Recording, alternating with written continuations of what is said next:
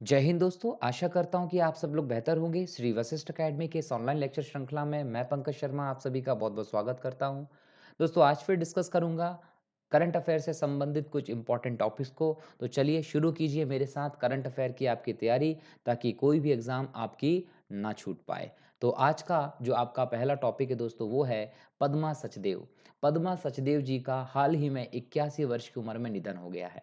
ये कौन थी? तो याद रखिएगा कि इन्हें डोंगरी भाषा की पहली महिला आधुनिक महिला कवियत्री के नाम से जाना जाता है या इन्हें डोंगरी साहित्य की जननी भी कहा जाता है। इनका जन्म 14 अप्रैल 1940 को जम्मू कश्मीर के सांबा जिले के पुरमंडल गांव में हुआ था और इनका जो पहला कविता संग्रह था वो 1969 में आया था जिसका नाम था मेरी कविता मेरे गीत। और 1971 में इसी को इनके पहले कविता संग्रह को ही 1969 में जो आई थी इसे 1971 में साहित्य अकादमी पुरस्कार से सम्मानित किया गया था। तो जानिए कि डोंगरी साहित्य की जो आधुनिक महिला कवियत्री बोली गई पहली, वो पद्मा सचदेव जी अब हमारे बीच में नहीं रहीं और उनकी प्रसिद्धि के ये कारण थे।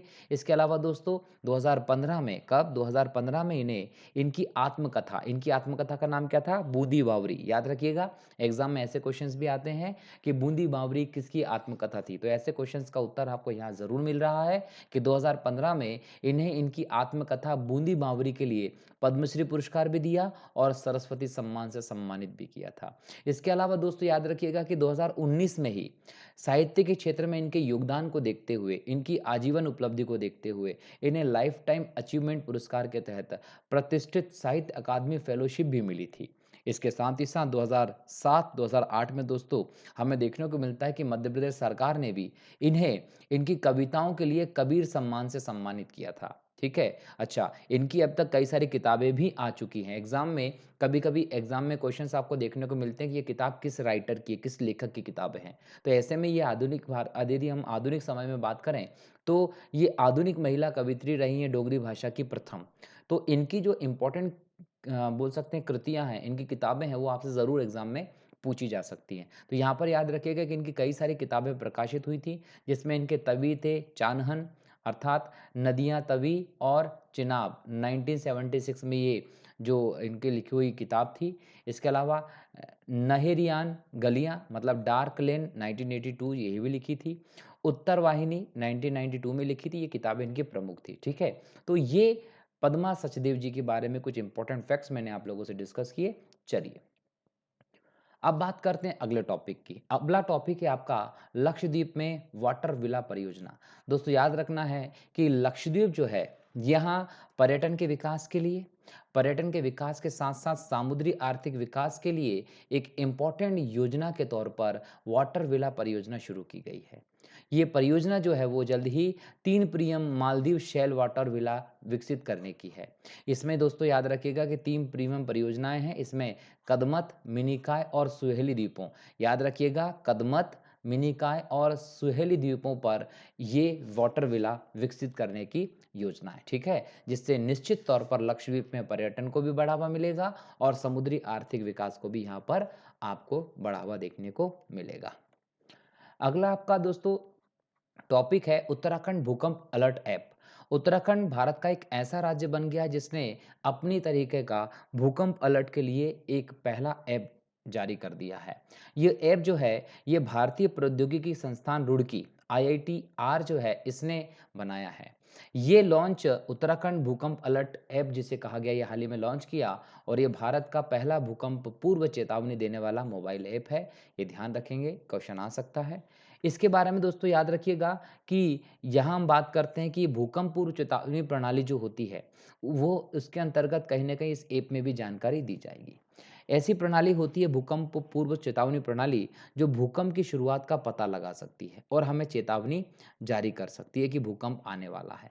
इसके अंतर्गत दोस्तों क्या होता है कि जो इसका इसका आधार जो है वो फ़िज़िकल इसका भौतिक आधार क्या है? वो है भूकंपी तरंगें। जो भूकंपी तरंगें निकलती हैं, कौन-कौन सी तरंगें निकलती हैं? एस, एल, ठीक है? एस तरंग, एल तरंग और पी तरंग।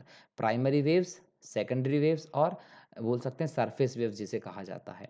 ये 3 प्रकार की किरणें हम विशेष तौर पर देखते हैं भूकंप की बोल सकते हैं प्रक्रिया में। तो भूकंप की प्रक्रिया में ये जो 3 तरंगें निकलती हैं, इन तरंगों की गति के आधार पर ही हम पता लगा पाते हैं कि भूकंप किस प्रकार का आ रहा है, कितनी देर में आने वाला है। तो यहाँ पर इन तरंगों की गति से कहीं न कहीं हम पता लगा लेते हैं कि भूकंप की स्थिति क्या होगी और हमें पूर्व में ही चेतावनी दे दी जाएगी, जिसके चलते हम सतर्क हो सकते हैं, कहीं न कहीं बोल सकते हैं सुरक्षित स्थानों पे जा सकते हैं। भूकंप या ये जो ऐप है, उत्तराखंड भूकंप अलर्ट ऐप, इस ऐप की एक और विशेषता है। ये चेतावनी तो देगा ही देगा, साथ ही साथ उन स्थानों को भी रिकॉर्ड करेगा जहाँ भूकंप के दौरान लोग फँस गए हैं और इसकी जानकारी किसको मिल जाएगी? आपदा प्रतिक्रिया बल को मिल जाएगी। तो इस प्रकार से उत्तराखंड का जो भूकंप अलर्ट ऐप है, वो एक इम्पोर्टेंट ऐप है, याद रखिएगा। अगला प्रश्न है आपका ईओएस 03 उपग्रह। ये उपग्रह जो है एक भू प्रक्षेप प्रक्षेपण उपग्रह है। याद रखिएगा जो ईओएस 03 उपग्रह है ये एक भू प्रक्षण उपग्रह है। इसको अर्थ ऑब्जर्वेशन सैटेलाइट भी कह सकते हैं। ये एक ऐसा सैटेलाइट है जो बोल सकते हैं कि अत्याधुनिक है, बाढ़, चक्रवात जैसी प्राकृतिक आपदाओं की वास्तविक समय निगरानी करने में सक्षम उपग्रह होगा। ये पूरे देश को दिन में लगभग 4 से 5 बार प्रक्षण करेगा, मतलब एक देखेगा और इसके संबंधित हमें कुछ इंपॉर्टेंट जानकारी जो होगी वो दी जाएगी। ये कहाँ पर स्थापित किया गया था याद रखिएगा कि भू स्थिर कक्षा में स्थापित किया गया मतलब जियो स्टेशनरी जो सैटेलाइट है वो है एक प्रकार की यह जो हमारे यहाँ पर 36,000 किलोमीटर की ऊंचाई के आसपास स्थापित करने की क्षमता होती है। तो याद रखिएगा कि भू स्थिर उपग्रह है जो कहीं ना कहीं पृथ्वी के साथ हमारे देश के करीबन 4 से 5 बार प्रक्षण करने में सक्षम होगा यह। क्लियर? कब होगा? 1 दिन के अंदर-अंदर और ये जीएसएलवी के द्वारा भेजा गया जिसको बोलते हैं जियो स्टेशनरी सैटेलाइट लॉन्चिंग व्हीकल जिसके माध्यम से भू-स्थिर कक्षा में हम उपग्रह प्रक्षेपित कर सकते हैं। ये जीएसएलवी की दोस्तों 14वीं उड़ान थी जिसका नाम था जीएसएलवी F10 और इसी के माध्यम से इसे अंतरिक्ष में प्रक्षेपित किया गया है। ठीक है? चलिए अगला टॉपिक है आपका डिएगो गार्सिया। डिएगो गार्सिया क्या है दोस्तों? तो याद रखिएगा कि ये एक यूके का मतलब लंदन का यूनाइटेड किंगडम का एक विदेशी क्षेत्र है जो कहाँ है? हिंद महासागर में है। तो ब्रिटिश हिंद महासागर क्षेत्र है डिएगो गार्सिया। इस ये दोस्तों चागोस द्वीप समूह का हिस्सा है जहाँ छोटे-छोटे से 60 द्वीप हैं। उन्हीं द्वीप में सबसे बड़ा द्वीप है डिएगो गार्सिया द्वीप। इसकी खोज की थी पुर्तगालियों ने। और 1790 में यहाँ पर फ्रांसीसियों के द्वारा इसको बसाया गया था और कहीं न कहीं नेपोलियन जब चल रहा था उस दौरान इसे ब्रिटेन के साम्राज्य में मिला दिया गया था। 1965 की यदि हम बात करते हैं तो चागोस द्वीप समूह जो है वो मॉरिशस में थे पहले वहाँ से इनको अलग कर दिया गया और डिएगो गार्सिया जो है वो कहीं न कहीं यूके के द्वारा ब्रिटेन के द्वारा अमेरिका के साथ मिलकर एक सैनिक अड्डा बना दिया गया। मतलब कि अमेरिका में डिएगो गार्सिया जो है वो एक बोल सकते हैं कि हिंद महासागर में डिएगो गार्सिया जो है वो अमेरिका का सैनिक अड्डा है जो कि ब्रिटेन ने उसके साथ मिलकर स्थापित किया है। ब्रिटेन बोलता है कि यह जो द्वीप समूह है वो लंदन की संपत्ति है और ब्रिटेन ने 2036 तक डिएगो गार्सिया का उपयोग करने के लिए यूएसए के साथ एक पट्टा समझौते का नवीनीकरण भी किया है। मतलब 2036 तक इस द्वीप पर अमेरिका और जो ब्रिटेन है उनका जो सैनिक अड्डा है वो रहेगा। अमेरिका इसका उपयोग कर सकता है 2036 तक ब्रिटेन के साथ मिलकर ये इसके लेकर समझौता किया गया। ठीक है?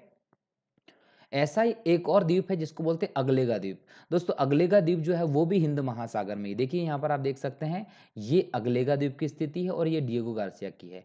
यहाँ पर भारत है देखिए यहाँ पर इनका सैनिक अड्डा हिंद महासागर में है, ये याद रखिएगा। इसके अलावा अगलेगा आइसलैंड जो है वो भी बहुत इंपॉर्टेंट रहा। ये अगलेगा आइसलैंड जो है वो मॉरिशस में स्थित एक द्वीप है। कहाँ पर? मॉरिशस में स्थित एक द्वीप है जो लगभग 1000 किलोमीटर उत्तर में स्थित है किसके? मुख्य द्वीप से। अगलेगा द्वीप जो है वो चर्चा में इसलिए रहा क्योंकि अभी हाल ही में कुछ खबरें चल रही थी कि मॉरिशस सरकार ने भारत को इस द्वीप पर सैन्य अड्डा बनाने की अनुमति दी। मतलब भारत चाहे तो ये यहाँ पर देखो मेडागास्कर के आगे अगलेगा द्वीप जो है यहाँ पर भारत अपना एक सैनिक अड्डा बना लेता है। लेकिन मॉरिशस सरकार ने कहा है कि भारत के साथ ऐसा कोई समझौता नहीं हुआ है, तो एक खबर मात्र थी, ये आपको ध्यान रखना, ओके? चलिए, अगला आपका जो आज का टॉपिक रहा था वो था समग्र शिक्षा योजना 2.0। दोस्तों समग्र शिक्षा योजना जो कि मोदी सरकार के आने के बाद स्टार्ट की गई थी, 2015 से ये अभियान के तौर पर चल रही थी और हाल ही में भारत सरकार ने इसमें संशोधन किया और कहा कि नवीनतम शिक्षा नीति जो थी, उस नीति के साथ, उस नीति के आधार पर इसमें बदलाव किए जाएँगे और उन बदलावों के साथ ही इसको 5 वर्षों के लिए अर्थात 31 मार्च 2026 तक के लिए जारी रखने की कहीं न कहीं बोल सकते हैं कि मंजूरी दे दी गई है। अब समझना है कि समग्र शिक्षा क्या है? दोस्तों समग्र अपने आप में सभी को मिलाकर चलने को लेकर शब्द होता है। ये समग्र शिक्षा योजना जो है, वो स्कूल के सभी स्तरों पर देखो समग्र शब्द यूज़ किया, समग्र मतलब सभी स्तर के लोगों को समावेशी अर्थात इंक्लूसिव और समान गुणवत्ता वाली शिक्षा उपलब्ध करवाने के लिए, इस बात को सुनिश्चित करने के लिए हमारे देश में सभी स्कूलों के सभी स्तरों के समावेशी और समान गुणवत्तापूर्ण शिक्षा सुनिश्चित हो। इसके लिए पूर्व विद्यालय मतलब प्री स्कूल से लेकर 12वीं कक्षा तक के सभी पहलुओं को सम्मिलित करने की एक योजना है। इसके अंतर्गत दोस्तों समग्र शिक्षा, सर्व शिक्षा अभियान, राष्ट्रीय माध्यमिक शिक्षा अभियान और शिक्षक शिक्षा इन तीनों योजनाओं को समेकित कर दिया। मतलब इसके अंतर्गत भारत में शिक्षा के लिए चल रही जो योजनाएँ थी, उन सभी योजनाओं को समेकित कर दिया गया है और एक समग्र शिक्षा योजना तैयार की गई है। इस योजना में पूर्व प्राथमिक, प्राथमिक, उच्च प्राथमिक, माध्यमिक से उच्च माध्यमिक तक निरंतरता के रूप में विद्यालय की परिकल्पना की गई है, मतलब कि विद्यालय की निरंतरता यहाँ पर बताई गई है। इस योजना का इम्पोर्टेंट चीज़ और थी कि स्कूली जो शिक्षा है, विद्यालय की जो शिक्षा है, इसके जो विभिन्न स्तर होते हैं, इसमें अंतरण दर में सुधार करने की ज़रूरत है। कहीं न कहीं बच्चों को स्कूल की शिक्षा पूरी करने के लिए सार्वभौमिक पहुँच को बढ़ावा देने की यहाँ पर बात की जा रही है कि स्कूल में जब बच्चे आते हैं, तो लगातार स्कूल में रहें, वो उनकी जो दर है स्कूल में आने की, प्रवेश लेने की वो दर बढ़ती रहे, उसमें सुधार हो और साथ ही साथ बच्चे जो हैं वो विद्यालय की जो शिक्षा है वो पूरी करें। इस बात की जो है बोल सकते हैं काम करने का, सहायता करने का सरकार को काम करना पड़ेगा इस योजना के तहत। इसके साथ ही एक और चीज़ बोली गई है कि इसका केंद्र बिंदु जो रहा है वो रहा कि अंग्रेजी भाषा के 2 टी। 2 टी में एक है टीचर्स, एक है टेक्नोलॉजी। मतलब टीचर्स और टेक्नोलॉजी का एकीकरण करके सभी स्तरों पर शिक्षा में गुणवत्ता में सुधार लाने के यहाँ पर प्रावधान किया गया है।